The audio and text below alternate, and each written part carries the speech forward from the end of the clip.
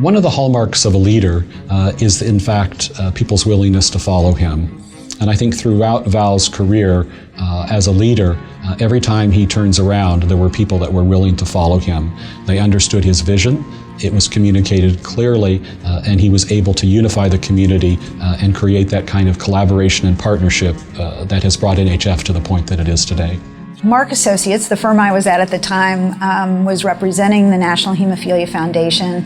And as we were dealing with the HIV crisis, NHF presented the idea of having Val come work with us in DC on policy and advocacy that would largely circle around HIV and AIDS issues. Val was the right person for the job. He had an in-depth understanding of the impact of hemophilia and, more importantly, the impact of HIV on the hemophilia community. Over the years of the Ricky Ray campaign, trying to achieve compensation and correction, Val really became a trusted voice. He developed a deep network of relationships within the federal government, within the patient community, within the hemophilia across the country, and perhaps equally important with our allies, those that were also affected with HIV, within the LGBT community and other populations. Val was willing to be public about his own personal story and his own personal tragedies, and in turn, his brothers, and he calls them brothers, they adopted the same way of doing things. Way back when I was still at the Montana chapter, I would see Val at different meetings, different national meetings, whether it was NHF or, coming together at Washington Days or something like that. And inevitably, we would have a glass of wine together, sit down at a table and talk about what NHF should be doing. We would start in a totally different topic, but it always would slide into that. And I think being in a very, very small chapter, being a volunteer person that was really leading this organization, small organization, and thinking about all the things I wish I had from my national organization. And one of those things was services, obviously, for chapters, training for chapters, professional development, all those kinds of things. And we would talk, if NHF would only do this. And so it was just, it was a huge gift years later that when Val became the CEO of NHF and reached out and said, you remember all those times that we talked about what NHF should do? This is our time to work together to create that. Having Val put himself forward to be leader of NHF at the time he did was an important strategic move for the organization. He understood the community understood him, and that trusting relationship that was challenged at the time really was able to be overcome. Val's vision was that we would have trained, educated advocates on the ground in every state that could be proactive and that would be engaged with and have relationships with the legislative bodies in the state, the administrative officials like at the Medicaid program, the state insurance commissioner, the large health plans. The idea was we wanted to be connected to anywhere where our members were receiving their health care coverage. What I think makes Val such an effective leader is his ability to be completely present at every moment with whoever he's talking to. I have watched him reach out to young children, and I've seen him sit at the table with the senior leaders of industry.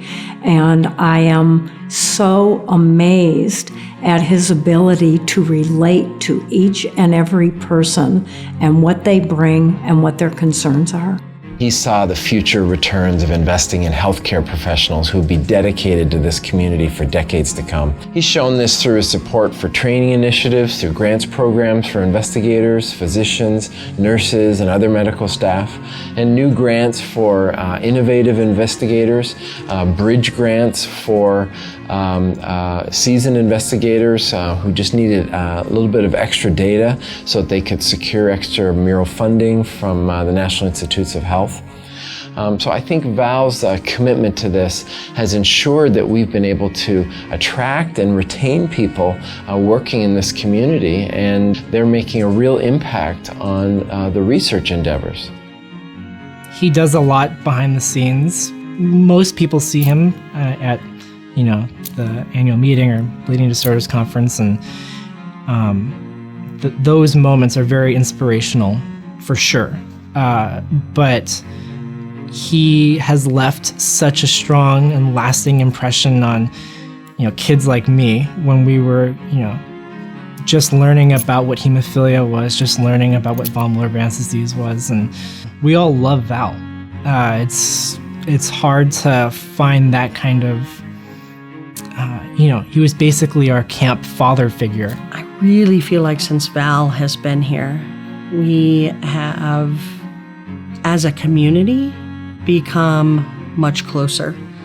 And not just because of crisis, but in, positive ways of increasing advocacy, increasing awareness. I think I've seen more people that now know what hemophilia is or what VWD is, compared to 29 years ago when I would say my son has hemophilia and people would say, "What?